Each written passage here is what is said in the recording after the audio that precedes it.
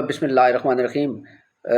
Political science का paper 2 जो है, हम इस लेक्चर के अंदर उसको समराइज़ करेंगे कि पेपर 2 के अंदर जो इम्पोर्टेंट टॉपिक्स आ सकते हैं वो कौन कौन से टॉपिक्स हैं और हम उन टॉपिक्स को किस तरह से करके जो है वो एग्ज़ाम के हवाले से उनको क्रैक करेंगे।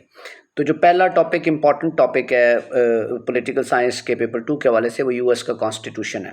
तो यूएस के कॉन्स्टिट्यूशन की अगर हम बात करें तो यूएस का कॉन्स्टिट्यूशन या यूएस का पॉलिटिकल सिस्टम जो है वो फेडरल डेमोक्रेटिक रिपब्लिक है, यानी कि वो फेडरलिज्म के ऊपर बेस करता है, वो फेडरल गवर्नमेंट के ऊपर बेस करता है। ये इसका मतलब ये चीज़ है कि यूएसए के अंदर 50 रियासतें हैं और हर रियासत की अपनी गवर्नमेंट और अपना कॉन्स्टिट्यूशन है, जबकि फेडरल गवर्नमेंट जो है वो रिस्पॉन्सिबल है इन सारी रियासतों को गवर्न करने की।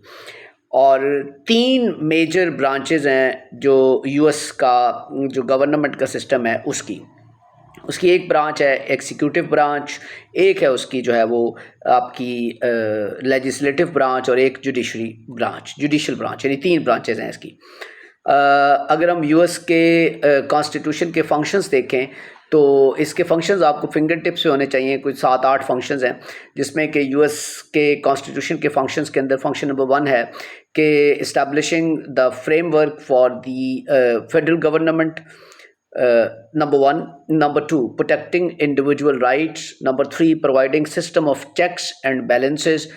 उसके बाद नेक्स्ट जो है वो अमेंडमेंट प्रोसेस जो है वो कॉन्स्टिट्यूशन के अंदर वो एक इसका फंक्शन है। इस्टेब्लिशिंग फेडरलिज्म, कॉन्स्टिट्यूशन जो है वो आउटलाइन करता है रिलेशनशिप को फेडरल गवर्नमेंट के और बाकी रियासतों के, और कॉमन डिफेंस की जो सर्विस है वो भी प्रोवाइड करता है, और establishing a system of justice. Constitution जो है वही जस्टिस का सिस्टम जो है वो इस्टेब्लिश करता है। So these are the few important functions of US constitutions. अगर हम यूएस कॉन्स्टिट्यूशन के फ़ीचर्स की बात करें तो इसके फ़ीचर्स भी जो है वो 10-12 फ़ीचर्स हैं जिनको कि आपने अपने दिमाग में रखना है। नंबर 1 फीचर है जी separation of power. Separation of power का मतलब होता है कि लेजिस्लेटिव, जुडिशरी और जो आपके एग्जीक्यूटिव्स हैं इनकी पावर्स का जो आप सेपरेट पावर्स जो है वो अपनी अपनी उनके पास मौजूद है।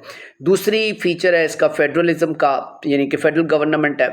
तीसरा है जी bill of rights. Bill of rights का मतलब होता है कि जो पहली 10 अमेंडमेंट्स है ना कॉन्स्टिट्यूशन की, वो they are known as bill of rights, जो कि इंडिविजुअल राइट्स और लिबर्टीज़ को प्रोटेक्ट करती हैं। उसके बाद चेक एंड बैलेंस एक इसका फीचर है।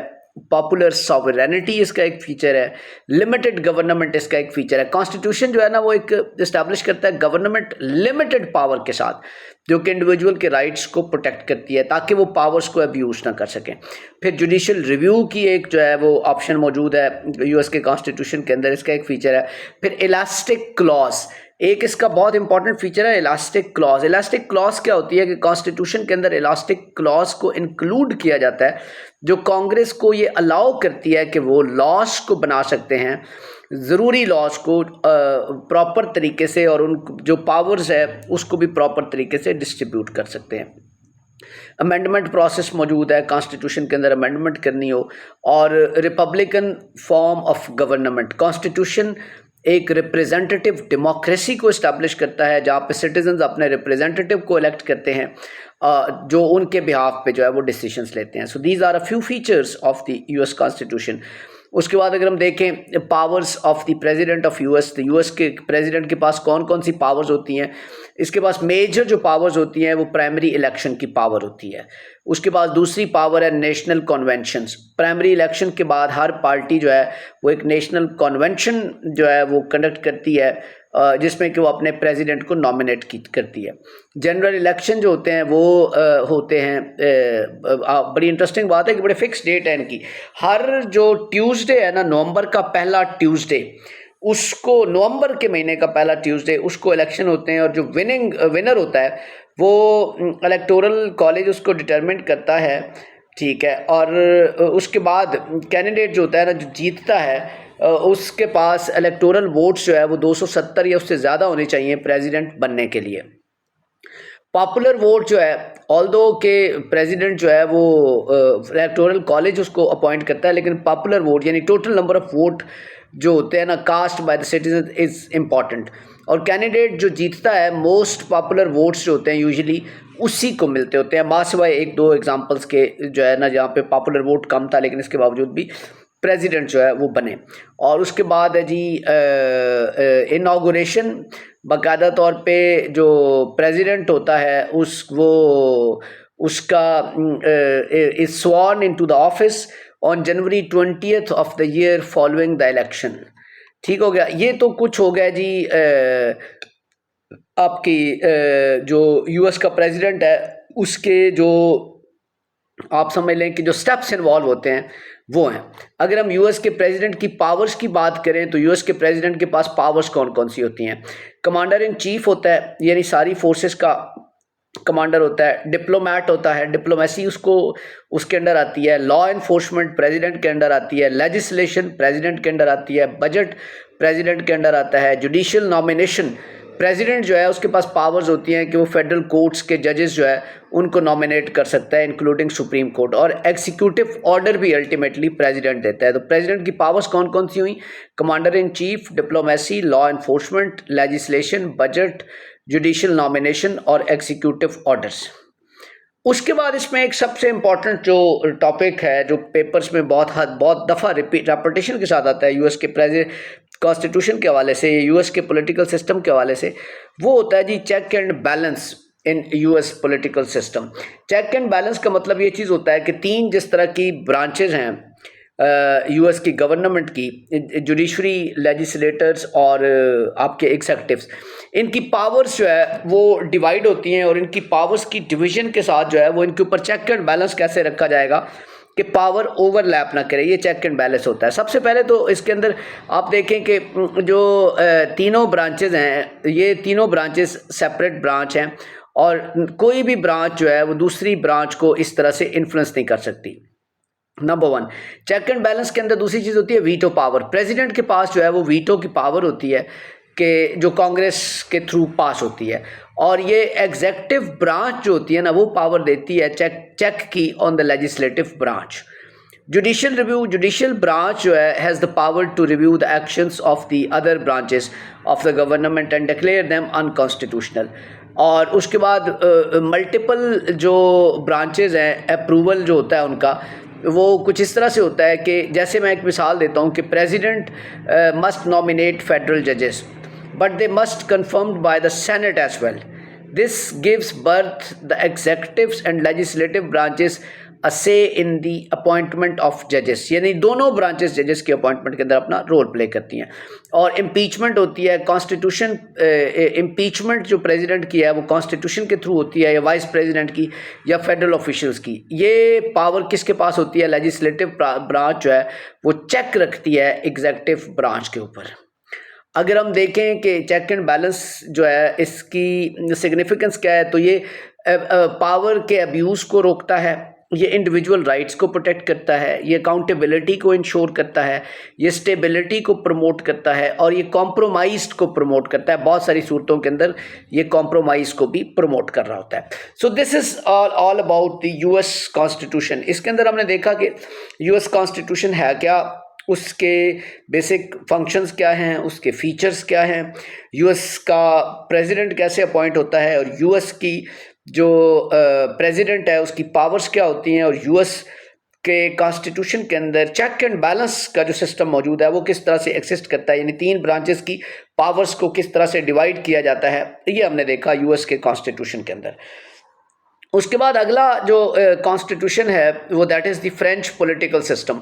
यानी फ्रेंच पॉलिटिकल सिस्टम की अगर हम बात करें तो फ्रेंच का जो पॉलिटिकल सिस्टम है ना ये semi presidential form of government होती है यहाँ पे, यानी कि इसका मतलब होता है कि पावर जो है वो शेयर होती है between the president and the prime minister of the France. इसके इम्पॉर्टेंट एस्पेक्ट्स क्या हैं? फ्रेंच रिपब्लिक जो है वो this is the unitary system, unitary state, unitary system जिसके अंदर के सेंट्रलाइज्ड सिस्टम ऑफ गवर्नमेंट होता है। उसके बाद प्रेसिडेंट जो होता है ना फ्रांस का वो हेड ऑफ द स्टेट होता है और जो कि पॉपुलर वोट के थ्रू अपॉइंट होता है 5 साल के लिए, और प्रेसिडेंट के पास सिग्निफिकेंट पावर होती है फॉरेन अफेयर्स के हवाले से और डिफेंस पॉलिसी के हवाले से, और लेजिस्लेशन और वीटो की अथॉरिटी जो है वो भी फ्रेंच के प्रेसिडेंट के पास होती है। प्राइम मिनिस्टर जो होता है उसको अपॉइंट करता है प्रेसिडेंट, और ये हेड ऑफ द गवर्नमेंट होता है। प्राइम मिनिस्टर रिस्पॉन्सिबल होता है कि वो जो पॉलिसीज़ बनती हैं उनकी इम्प्लीमेंटेशन, गवर्नमेंट की मिनिस्ट्रीज़ को ओवरसी करना, और डे टू डे अफेयर्स जो होते हैं गवर्नमेंट के उनको जो है वो ओवरसी करना, ये उसके अंदर, या मैनेज करना, ये उसके अंडर आता है। फ्रेंच पार्लियामेंट सिस्टम जो है इसकी 2 चेंबर्स होती हैं। एक तो नेशनल असेंबली होती है जिसको लोअर हाउस कहते हैं, एक सेनेट होता है जिसको अपर हाउस कहते हैं। जो मेंबर्स होते हैं नेशनल असेंबली के वो 5 ईयर्स के लिए इलेक्ट होते हैं through 2 round system, while senators जो होते हैं ये इनडायरेक्टली इलेक्ट होते हैं for 6 years term by local officials. और फ्रेंच जुडिशरी जो है वो इंडिपेंडेंट होती है, और उसके अंदर जो एक हायरार्की कोर्ट्स की मौजूद होती है जिसमें हाईएस्ट कोर्ट जो होता है, जैसे हमारा सुप्रीम कोर्ट होता है उस तरह का उनका भी हाईएस्ट कोर्ट वही होता है। जजेस जो होते हैं वो अपॉइंट होते हैं bye the president on the recommendation of the high council of the judiciary. यहाँ पे हाई काउंसिल ऑफ जुडिशरी मौजूद होती है जो रिकमेंड करती है, और अल्टीमेटली उनको फाइनल करता है प्रेसिडेंट। फ्रांस जो है उसको डिवाइड किया गया है मुख्तलिफ रीजन्स के अंदर, डिपार्टमेंट्स के अंदर, कम्यून्स के अंदर, और रीजन्स जो होते हैं उनके पास अपनी पावर्स होती हैं इकोनॉमिक डेवलपमेंट की, ट्रांसपोर्टेशन की और एजुकेशन की। Political parties play very important role in the French political system. 2 main political parties exist करती हैं फ्रांस के अंदर, एक सोशलिस्ट पॉलिटिकल पार्टी और एक यूनियन फॉर पॉपुलर मूवमेंट है, यानी कि सोशलिस्ट पार्टी और union for the popular movement, ये 2 पार्टीज मेजर पार्टीज हैं। और French political system is characterised by a strong tradition of centralisation with a highly bureaucratic administrative structure. अच्छा, अगर हम बात करें इसके फ्रेंच के जो पॉलिटिकल सिस्टम है उसके फीचर्स की, तो ये सबसे पहले ऊपर मैं ये सारी चीज़ें बता चुका हूँ इसके फीचर्स की, लेकिन आप 1 बाय 1 आपको ये पता होना चाहिए कि फीचर्स क्या है। नंबर 1 सेमी प्रेसिडेंशियल सिस्टम है, नंबर 2 सेंट्रलाइज्ड सिस्टम है, number 3 strong executive branch, executive branch बहुत स्ट्रॉन्ग होती है, नंबर 4 बाइकैमरल लेजिस्लेशन होती है। बाइकैमरल मींस के जिसके अंदर 2 चेंबर्स हैं, नेशनल असेंबली और सेनेट, और मल्टी पार्टी सिस्टम है। 2 मेजर पार्टीज मौजूद हैं लेकिन इसके अलावा और छोटी छोटी पार्टीज भी मौजूद हैं जैसे पाकिस्तान के अंदर है। जुडिशरी इंडिपेंडेंट होती है इसकी। ग्लोबल अफेयर्स के अंदर पार्टिसिपेशन बहुत है फ्रांस की। फ्रांस यूरोपीय यूनियन का मेंबर है, यूनाइटेड नेशन का मेंबर है, और ग्लोबल अफेयर्स के अंदर अपना रोल प्ले करता है। Mandatory voting is mandatory for all citizens aged 18 and over in France. और सेकुलरिज्म, फ्रांस एक सेकुलर कंट्री, और सिविल लिबर्टीज़ फ्रांस जो है उसके ट्रेडिशंस, जो strong traditions of civil liberties जो है उसको प्रमोट करता है, जिसमें फ्रीडम ऑफ स्पीच है, फ्रीडम ऑफ असेंबली है और फ्रीडम ऑफ प्रेस है। So this is the French political system. German political system अगला पॉलिटिकल सिस्टम है। पहले हमने यूएस का देखा, उसके बाद हमने फ्रांस का देखा, अब हम जर्मन का देखते हैं। यूके के पॉलिटिकल सिस्टम के ऊपर मेरा एक लेक्चर यहीं पे मौजूद है यूट्यूब के अंदर, आप उसको देख सकते हैं और सुन सकते हैं, इसलिए मैंने उसको इसके अंदर जो है वो शामिल नहीं किया हुआ। अगर हम जर्मन पॉलिटिकल सिस्टम की बात करें तो जर्मन पॉलिटिकल सिस्टम जो है ये फेडरल पार्लियामेंट्री रिपब्लिक है, जहाँ पे गवर्नमेंट 3 ब्रांचेस के अंदर अगेन डिवाइडेड है, एग्जीक्यूटिव, जुडिशरी और लेजिस्लेटिव।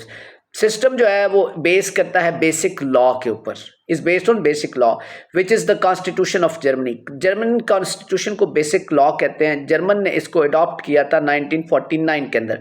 गवर्नमेंट को हेड करता है president who is the head of the state and has mainly ceremonial duties, जो कि इसकी ड्यूटीज़ होती हैं वो सेरेमोनियल होती हैं, हेड ऑफ द गवर्नमेंट होता है ये। और एंड चांसलर जो होता है ना वो हेड ऑफ द स्टेट होता है प्रेसिडेंट, और चांसलर जो होता है वो हेड ऑफ द गवर्नमेंट होता है, ठीक है। और उसकी जो पावर्स होती हैं वो लेजिस्लेशन की होती हैं, डिसमिसल ऑफ द मिनिस्ट्रीज़ की होती हैं, और सारे जो गवर्नमेंट के अफेयर्स होते हैं वो चांसलर डील कर रहा होता है। अगर हम इसके इंपॉर्टेंट पॉइंट्स की तरफ जाएं जो कि हमें याद रखने चाहिए for examination point of view, तो वो आप सुन लें कि वो कौन कौन से पॉइंट हो सकते हैं। कि Germany number 1 federal parliamentary Republic है जिसके अंदर 2 चेंबर्स मौजूद हैं। Head of the state president है जो सेरेमोनियल होता है, head of the government chancellor होता है जिसके पास सारी पावर्स होती हैं। जो आप ये कहें कि इसके अंदर बॉन्डस्टैग आप समझ लें कि 709 मेंबर्स हैं इसके, जो इसकी असेंबली होती है जिसको कि आप कहते होते हैं जी कि लोअर हाउस। उसके अंदर 709 मेंबर्स हैं। हर मेंबर इलेक्ट होता है 4 साल के लिए through a mixed member proportional representation. और इसको इसको कहते हैं लोअर हाउस। और बॉन्डस्रैट जो है वो बंडसरैट जो है वो अपर हाउस होता है पार्लियामेंट का, जो कि रिप्रेजेंट्स करता है 16 फेडरल स्टेट्स को एंड 69 इसके मेंबर्स होते हैं। जुडिशरी जो है इसकी इंडिपेंडेंट होती है और डिवाइडेड है ऑर्डिनरी और स्पेशलाइज्ड कोर्ट्स के अंदर। जर्मनी जो है is divided into 16 states and each of its own constitution and the government. Basic law is the constitution of Germany जो उन्होंने 1949 के अंदर अडॉप्ट किया। बेसिक लॉ गारंटी करता है फंडामेंटल राइट्स को। और जो फेडरल कॉन्स्टिट्यूशनल कोर्ट है is the highest court in Germany and is responsible for interpreting the constitution. Germany is a member of यूरोपीय union, united nations, NATO among the other international organisations. और main political parties जो जर्मनी के अंदर हैं वो Christian Democratic Union है, social democratic party है एंड फ्री डेमोक्रेटिक पार्टी है एंड ग्रीन पार्टी है। These are the major parties of the German political system. अगर हम इसके फीचर्स की बात करें जर्मन पॉलिटिकल सिस्टम की, तो federalism number 1, separation of powers यानी लेजिस्लेटर्स, जुडिशरी और एग्जेक्टिव के बीच में पावर्स की separation, proportional representation, state wise representation होती है यहाँ पे, कोएलिशन गवर्नमेंट्स। ये बड़ा रेयर है कि एक सिंगल पार्टी जो है वहाँ पे गवर्नमेंट बनाती होती है, तो कोएलिशन नॉर्मली पार्टीज़ का बनता होता है। और सोशल वेलफेयर स्टेट है जर्मनी, याद रखिएगा। सोशल बेसिक लॉ जो है ये प्रोवाइड करता है सोशल वेलफेयर सर्विसेज सारी। इसका मतलब है गवर्नमेंट रिस्पॉन्सिबल है कि मुख्तलिफ सोशल सर्विसेज जैसे कि हेल्थ, एजुकेशन और अनएम्प्लॉयमेंट बेनिफिट्स वगैरह जो है वो गवर्नमेंट देती है। फंडामेंटल राइट्स प्रोटेक्ट करता है जी जर्मन कॉन्स्टिट्यूशन। और जर्मन कॉन्स्टिट्यूशन के अंदर जो जुडिशरी होती है वो इंडिपेंडेंट होती है। So these are the major features of the German political system. आपने इनको अपने जहन के अंदर बिठा लेना है। उसके बाद अगली चीज़ आती है जी पॉलिटिकल मूवमेंट्स का एक बड़ा इंपॉर्टेंट सवाल है। ये कॉन्स्टिट्यूशंस जितने मैंने आपको बताए हैं, जिसमें कि यूएस का कॉन्स्टिट्यूशन, यूके के कॉन्स्टिट्यूशन पे मैंने आपको कहा है कि एक लेक्चर ऑलरेडी मौजूद है। और फिर उसके बाद जो है वो आपका फ्रेंच कॉन्स्टिट्यूशन यानी फ्रेंच पॉलिटिकल सिस्टम और जर्मन पॉलिटिकल सिस्टम, इनका डिफरेंस भी आता होता है। तो ये आपने जो है वो सेम एज इट इज़ इसको तैयार करना है। कम से कम इंपॉर्टेंट पॉइंट्स जितने मैं आपको बता रहा हूँ इनको ही अगर आप याद रख लेंगे तो आपके एग्जाम के अंदर आपको बहुत सारी आसानी आ जाएगी। कॉन्स्टिट्यूशंस के बाद अगला इसके अंदर इंपॉर्टेंट टॉपिक जो है वो है पॉलिटिकल मूवमेंट्स इन इंडिया। अब पॉलिटिकल मूवमेंट्स इंडिया के अंदर जब हुई, प्री पार्टीशन की ये बात है, उसके अंदर सर सैयद अहमद खान का क्या रोल था, इकबाल का क्या रोल था और जिन्ना का क्या रोल था, ये आप सारा पढ़ चुके हुए हैं। मुतालिया पाकिस्तान के अंदर भी जर्नली भी आपको पता है। तो ये सवाल भी आपने तैयार करना है कि सर सैयद अहमद खान का क्या रोल था। उन्होंने मुस्लिम पॉलिटिकल राइट्स को एडवोकेट किया था, ब्रिटिश को भी सपोर्ट करते थे, इंडियन नेशनलिज्म के अगेंस्ट थे, मुस्लिम लीग के फाउंडर थे, two nation theory ideology of Pakistan के भी फाउंडर्स में इनका नाम आता है। और ये मॉडर्न एजुकेशन को भी इन्होंने प्रमोट किया था सर सैयद अहमद खान ने। और सर सैयद अहमद खान जो है वो मुस्लिम नेशनलिज्म को प्रमोट करने में उनका बड़ा अहम किरदार रहा है। इसी तरह से फिर इकबाल जो इनकी अचीवमेंट्स हैं सर सैयद अहमद खान की, मुस्लिम रिप्रेजेंटेशन है गवर्नमेंट के अंदर, एमओ कॉलेज है, इन्होंने कम्युनल हारमनी को प्रमोट किया, टू नेशन थेरी को प्रोपेगेट किया और मुस्लिम लीग को सपोर्ट किया। इसी तरह से अल्लामा इकबाल साहब का रोल वो तो आपको पता ही है, आपने पहले पढ़ा हुआ है, वो भी आपने देख लेना है कि अल्लामा इकबाल साहब ने जो अपना रोल प्ले किया था वो क्या था। अल्लामा इकबाल का role no doubt in it कि he was the spiritual father of the nation, he was a great poet, he was a philosopher जिसने कि इस कौम को जगाया। उसके बाद है जी जो अगला एक इसी तरह कायद आज़म साहब का रोल भी आपने पढ़ा हुआ है। तो अगर पेपर में ये सवाल आता है कि मुस्लिम राइस जो एशिया के अंदर हुआ था, सब कॉन्टिनेंट के अंदर हुआ था, उसके अंदर जो इनका रोल रहा है वो क्या रहा है। अब अगर हम आए कॉन्स्टिट्यूशनल मेकिंग के ऊपर पाकिस्तान के अंदर, तो 1947 से लेके 56 तक कॉन्स्टिट्यूशनल मेकिंग का प्रोसेस स्टार्ट हुआ। ये कॉन्स्टिट्यूशनल मेकिंग का जो प्रोसेस है पाकिस्तान के अंदर बड़ा कॉम्प्लेक्स और बड़ा मुश्किल रहा है। ये पीरियड बड़ा मुश्किल था, पॉलिटिकल टर्माइल था, सोशल अनरेस्ट था, इकोनॉमिक चैलेंजेस थे पाकिस्तान को। पाकिस्तान नया नया बना था। जो सबसे पहला स्टेप था कॉन्स्टिट्यूशनल मेकिंग प्रोसेस का, वो था कॉन्स्टिट्यूंट असेंबली जो क्रिएट की गई 1947 के अंदर। ये असेंबली जो है, इसके ज़िम्मे ये लगाया गया कि वो पाकिस्तान का पहला कॉन्स्टिट्यूशन जो है उसको ड्राफ्ट करेगी। और लेकिन ये काम काफ़ी मुश्किल था, ये कोई आसान काम नहीं था। सबसे बड़ा चैलेंज कॉन्स्टिट्यूएंट असेंबली को था इशू ऑफ फेडरलिज्म का।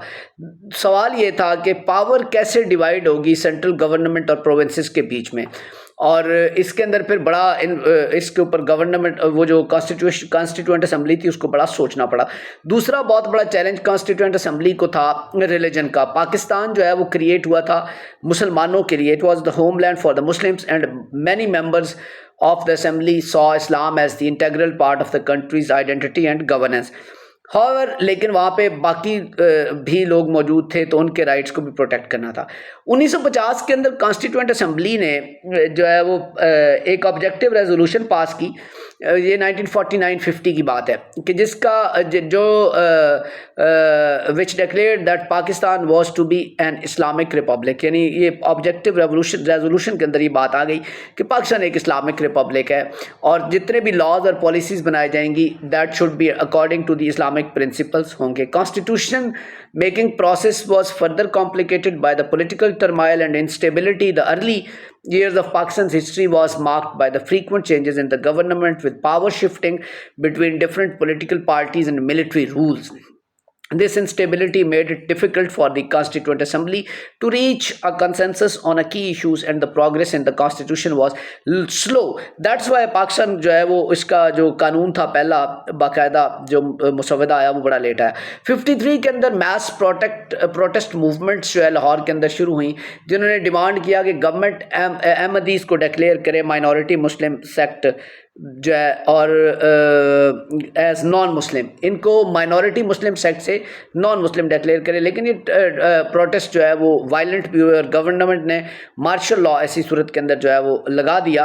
और इस सूरत के अंदर जो है वो फिर 1954 के अंदर जो है वो कॉन्स्टिट्यूएंट असेंबली फाइनली उन्होंने पहला ड्राफ्ट जो है वो पास किया, और पहले ड्राफ्ट जो है, और फिर 1956 के अंदर उसको कानून की शक्ल दी गई, और पहला पाकिस्तान का कानून 1956 के अंदर आया। ठीक है, 1956 इस कानून के जो फीचर्स थे 1956 कॉन्स्टिट्यूशन के, वो रिपब्लिक, पाकिस्तान को पहली दफ़ा रिपब्लिक का नाम दिया गया, और गवर्नर जनरल जो है उसको रिप्लेस किया गया by the president as the head of the state. उसके बाद फंडामेंटल राइट्स की बात हुई इस कॉन्स्टिट्यूशन के अंदर। इस्लामिक प्रोविजंस रखी गई। ऑफिशियल लैंग्वेज जो उस वक्त करार दी गई वो उर्दू और बंगाली थी। और उसके बाद इंडिपेंडेंट जुडिशरी का कॉन्सेप्ट आया कि पाकिस्तान के अंदर जुडिशरी भी इंडिपेंडेंट होगी, पार्लियामेंट्री सिस्टम होगा जिसके अंदर के prime minister as the head of the government होगा। इलेक्टोरल सिस्टम की बात की गई। इलेक्टोरल सिस्टम के ऊपर फोकस किया गया कि बाकायदा इलेक्शंस के थ्रू, डेमोक्रेसी के थ्रू जो है वो गवर्नमेंट बनाई जाएंगी। और इमरजेंसी प्रोविजंस, कॉन्स्टिट्यूशन ने प्रेसिडेंट को एक इमरजेंसी प्रोविजंस के लिए पावर दी कि वो स्टेट के अंदर इमरजेंसी को डिक्लेयर कर सकता है, और in the case of war, internal disturbance और एक्सटर्नल एग्रेशन। 1956 के कानून की इस्लामिक प्रोविजंस क्या थी? पहली प्रोविजन ये थी कि पाकिस्तान एक इस्लामी कंट्री है, तो Islam as the religion of the state. ठीक हो गया। आर्टिकल 2 के अंदर इस्लाम को स्टेट का रिलीजन करार दिया गया, और आर्टिकल 31 के अंदर के मुताबिक पाकिस्तान का प्रेसिडेंट जो है मुसलमान होगा। आर्टिकल 41 के मुताबिक पाकिस्तान का वज़ीर आज़म भी मुसलमान होगा। आर्टिकल 91 के मुताबिक मेंबर्स ऑफ नेशनल असम्बली और सेनेट जो है वो उनके ऊपर है। आर्टिकल 227 उसके अंदर जज जो होगा सुप्रीम कोर्ट का और हाई कोर्ट का वो मुसलमान होंगे, जज जो सुप्रीम कोर्ट और हाई कोर्ट के होंगे। आर्टिकल 203 के मुताबिक जजेस जो फेडरल शरीयत कोर्ट के होंगे वो मुसलमान होंगे। और कॉन्स्टिट्यूशन ने जो है ना फेडरल शरीयत कोर्ट को भी जो है वो इस्टेब्लिश करने की बात की, और constitution also provided for the establishment of Islamic ideology council as well. 1956 का कॉन्स्टिट्यूशन फेल हो गया।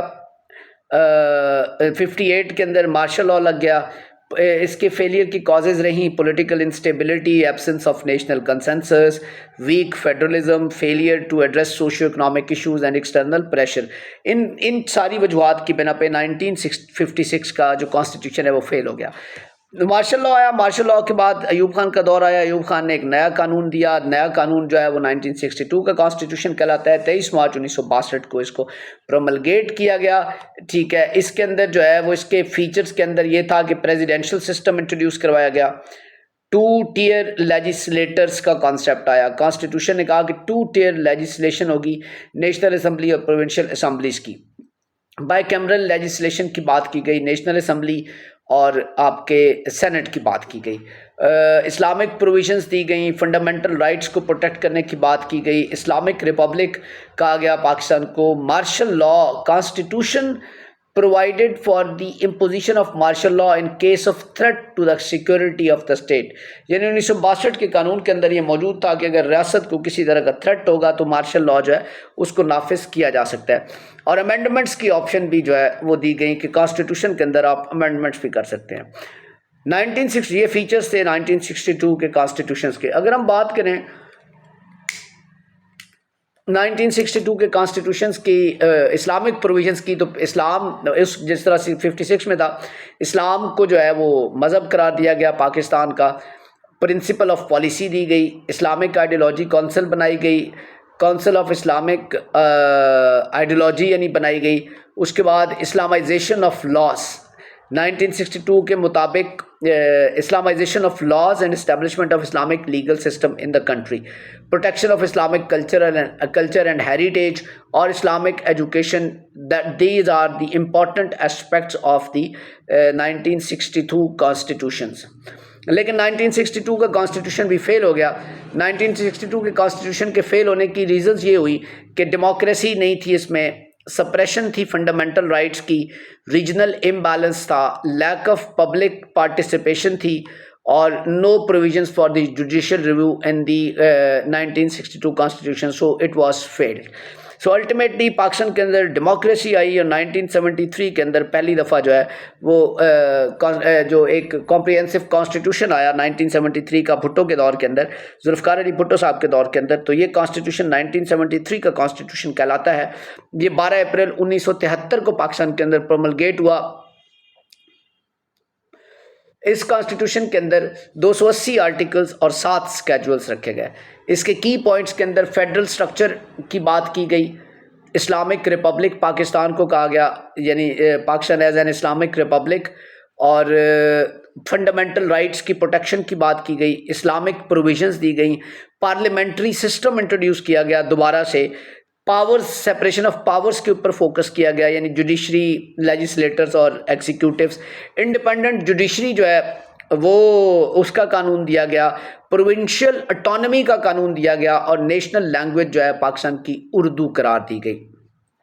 सिटीजनशिप का कानून भी दिया गया। कॉन्स्टिट्यूशन ने ये डिफाइन किया कि सिटीजनशिप जो है वो किन किन लोगों को मिलेगी। इसके फीचर्स के अंदर क्या चीज़ थी, यही पॉइंट्स इसके फीचर्स थे।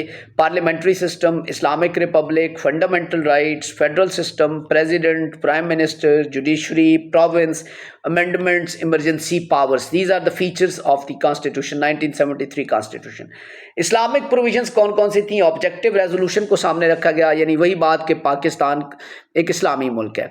इस्लामिक रिपब्लिक इसको नाम दिया गया आर्टिकल 2 के मुताबिक, Pakistan Islamic Republic of Pakistan इसको नाम दिया गया। सॉवरेनिटी ऑफ अल्लाह की बात की गई आर्टिकल 2A के अंदर कि पाकिस्तान सॉवरेनिटी जो है वो सारी की सारी अल्लाह के पास है, सुप्रीम अथॉरिटी अल्लाह है। प्रोहिबिशन ऑफ इंटरेस्ट यानी रिबा, इससे रोका गया। प्रमोशन ऑफ इस्लामिक एजुकेशन, उसके बाद इस्लामिक आइडियोलॉजी काउंसिल, उसके बाद इस्लामिक लॉज यानी शरिया, प्रोटेक्शन ऑफ रिलीजियस माइनॉरिटीज़ और फ्राइडे एज वीकली हॉलीडे, यानी जुम्मे को जो है वो बाकायदा वीकली हॉलीडे करार दिया गया और कादियानियों को गैर मुस्लिम करार दिया गया। ये इसकी इस्लामिक प्रोविजंस थी जो कि 1973 के कॉन्स्टिट्यूशन की थी।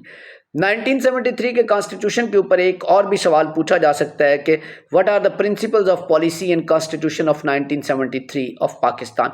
तो पॉलिसी, प्रिंसिपल्स ऑफ पॉलिसी क्या क्या हो सकते हैं कि democracy and social justice number 1 principle, economic justice number 2 principle, education number 3 principle, health number 4 principle, human rights number 5 principle, foreign policy of Pakistan number 6 principal, जो कि आर्टिकल 40 के तहत स्टेट जो है वो अपने इंटरनेशनल पीस और सिक्योरिटी के लिए अपनी फॉरेन पॉलिसी तरतीब देगी। ये कॉन्स्टिट्यूशनल मेकिंग थी पाकिस्तान के अंदर from 47 to 1973 and onward. Pakistan के अंदर अब तक गालिबन 28 कॉन्स्टिट्यूशनल अमेंडमेंट हो चुकी हैं, या 27 if I am not wrong. तो जो पाकिस्तान के अंदर सबसे इंपॉर्टेंट कॉन्स्टिट्यूशनल अमेंडमेंट हुई है वो 18th कॉन्स्टिट्यूशनल अमेंडमेंट कहलाती है। 18th कॉन्स्टिट्यूशनल अमेंडमेंट अप्रैल 2010 के अंदर पाकिस्तान पीपल्स पार्टी के दौरे हुकूमत के अंदर हुई। इसका मकसद ये था कि जो ओरिजिनल फॉर्म है 1973 के कॉन्स्टिट्यूशन की, उसको प्रमोट किया जाए। Objectives of 18th constitutional amendment number 1, decentralisation of power. Power को डिसेंट्रलाइज करना प्राइमरी ऑब्जेक्टिव था, ठीक है, कि सूबों को भी जो है वो ऑटोनॉमी दी जाए, पावर दी जाए। स्ट्रेंथनिंग डेमोक्रेसी इसका दूसरा ऑब्जेक्टिव था। प्रोविंशियल ऑटोनॉमी इसका तीसरा ऑब्जेक्टिव था। Repeal of 17th constitutional amendment. अब repeal of 17th constitutional amendment का मतलब ये चीज़ है कि 18वीं तरमीम जो थी, इसका मकसद ये था कि 17वीं तरमीम को रिपील किया जाए, जो कि ग्रांट करती है स्वीपिंग पावर जो होती है ना प्रेसिडेंट को, वो उसको रिपील किया गया। वापस पावर जो है वो किसके पास आई? प्राइम मिनिस्टर के पास आई। पार्लियामेंट को एम्पावर किया गया, ये इसका एक इम्पॉर्टेंट जो है वो ऑब्जेक्टिव था कि पार्लियामेंट को एम्पावर किया जाए। जुडिशरी के अंदर रिफॉर्म्स इसका ऑब्जेक्टिव था। लोकल गवर्नमेंट को प्रमोट करना इसका एक ऑब्जेक्टिव था। और फिस्कल रिफॉर्म्स जो कि प्रोविंशियल बेसिस पे होनी चाहिए, उसके ऊपर जो है वो फोकस किया गया। और डिस्ट्रीब्यूशन ऑफ रिसोर्सेज प्रॉपर तरीके से प्रोविंसेस के अंदर होने चाहिए। और फिर ह्यूमन राइट्स जो है उसकी भी बात की गई। तो इसके 10 ऑब्जेक्टिव्स थे 18th कॉन्स्टिट्यूशनल अमेंडमेंट के। Decentralisation of power, strengthening democracy, protection of provincial autonomy, repeal of the 17th amendment और restoration of the constitution, empowering the parliament, reforms in judiciary, promotion of local government, fiscal reforms और promoting human rights। इसके features क्या क्या थे जो मैंने ऊपर आपको बताया है, इसमें से मोस्टली फीचर थे। इसमें एक बहुत बड़ा फीचर ये था कि जो प्रेसिडेंट के पास नेशनल असेंबली को डिसॉल्व करने की पावर है, उसको ख़त्म किया जाए और प्राइम मिनिस्टर को जो है वो सारी पावर्स दी जाए। और NFC अवार्ड्स यानी कि नेशनल फाइनेंस कमीशन बनाया गया, वो अवार्ड्स इसका एक फ़ीचर था, ठीक है। कॉन्करेंट लेजिस्लेटर लिस्ट जो है उसको अबॉलिश किया गया, which gave both the federal and the provincial government. और उसके बाद number of seats national assembly के अंदर 272 से बढ़ाकर 342 की गई। और रिजर्व सीट्स जो वुमन माइनॉरिटीज़ और टेक्नोक्रेट्स की है वो रखी गई। और एजुकेशन को फंडामेंटल राइट करार दिया गया और इसको डिवॉल्व किया गया प्रोविंसेस तक, और प्रोविंसेस को जो है वो ऑटोनॉमी दी गई। So these are the major features of 18th constitutional amendment. अब अगर हम देखें कि इसमें एक इम्पॉर्टेंट सवाल ये भी आता है कि central and provincial relationships after 18th constitutional amendment, यानी कि फेडरल गवर्नमेंट और प्रोविंशियल गवर्नमेंट के आपस में क्या जो है वो रिलेशंस होंगे 18वीं तरमीम के बाद। तो नंबर 1 था transfer of power. Power transfer होगी प्रोविंसेस को। कॉन्करेंट लिस्ट जो है उसको एबॉलिश किया गया। उसके बाद जो है वो प्रोविंशियल ऑटोनॉमी दी गई, प्रोविंसेस को ऑटोनॉमी दी गई बहुत सारी चीज़ों के अंदर, पर्टिकुलरली हेल्थ और एजुकेशन के अंदर। नेशनल फाइनेंस कमीशन बनाया गया जिसमें NFC अवार्ड्स दिए गए प्रोविंसेस को जो है वो, यानी कि फंड्स दिए गए। और प्रोविंशियल असम्बलीज जो है उनके अंदर नंबर ऑफ़ सीट्स जो है उनको इंक्रीज़ किया गया। और रिजर्व सीट्स का concept for the women and minorities was introduce. So these were the major आप ये समझ लें कि एस्पेक्ट्स जो कि सेंट्रल और फेडरल गवर्नमेंट के रिलेशनशिप को 18 कॉन्स्टिट्यूशनल अमेंडमेंट के बाद देखते हैं। उसके बाद इसके अंदर एक इम्पॉर्टेंट सवाल आता है फॉरेन पॉलिसी का, कि फॉरेन पॉलिसी ऑफ पाकिस्तान क्या है, फॉरेन पॉलिसी क्या है और पाकिस्तान की फॉरेन पॉलिसी कैसे बनती है, इसके डिटर्मिनेंट्स क्या हैं। तो फॉरेन पॉलिसी गवर्नमेंट की स्ट्रैटेजी या एक्शंस होते हैं जो कि दूसरे ममालिक के साथ वो रखते हैं या इंटरनेशनल ऑर्गेनाइजेशंस के साथ रखते हैं। ये एक ऐसा foreign policy is a set of the principles and goals that guide a Nations interactions with other nations and shapes its approach to international issues as diplomacy, security, trade and development. Foreign policy is important because it affects a nation's relations with other countries, which in turn has an impact on its security, prosperity, and global influence. A well-crafted foreign policy is designed to protect a country's interest, promote its values, and advance its goals on the global stage. It is meant that whenever a Riyasat is going to establish its foreign policy, it must have to consider, it must have to take the national interest into its account. We can say that the national interest is the pivotal for the development of the foreign policy of any of the country. इसके foreign policy के अगर हम देखें determinants कौन कौन से होते हैं जिन पे बनती है फॉरेन पॉलिसी, तो कंट्री का साइज़ या जोग्राफ़ी, उसकी पॉपुलेशन, उसकी geography, economic development, security, advancement in technology, national capacity, political parties या leadership, ideology, national interest, role of press and bureaucracy, social structure of a state, public opinion, diplomacy. These were the important determinants of the foreign policy, and these are also the important determinants of foreign policy in Pakistan as well. किसी भी मुल्क के अंदर foreign policy का एक जो process है, जब वो बनाया जाता है तो उस प्रोसेस के अंदर किसी भी मुल्क की फॉरेन पॉलिसी बनाई जाती है तो किसी न किसी प्रोसेस को फॉलो किया जाता है. अब फॉरेन पॉलिसी का प्रोसेस क्या है पाकिस्तान के अंदर? सबसे पहले नेशनल इंटरेस्ट को आइडेंटिफाई किया जाता है, फिर ग्लोबल एनवायरनमेंट की असेसमेंट होती है, फिर पॉलिसी ऑब्जेक्टिव सेट किए जाते हैं, फिर पॉलिसी ऑप्शंस फार्मूलेट किए जाते हैं, फिर कंसल्ट किया जाता है और डिसीजन मेकिंग की जाती है, फिर पॉलिसी को इम्प्लीमेंट किया जाता है और अल्टीमेटली पॉलिसी को मॉनिटर और एवेलुएट किया जाता है. So this is the process.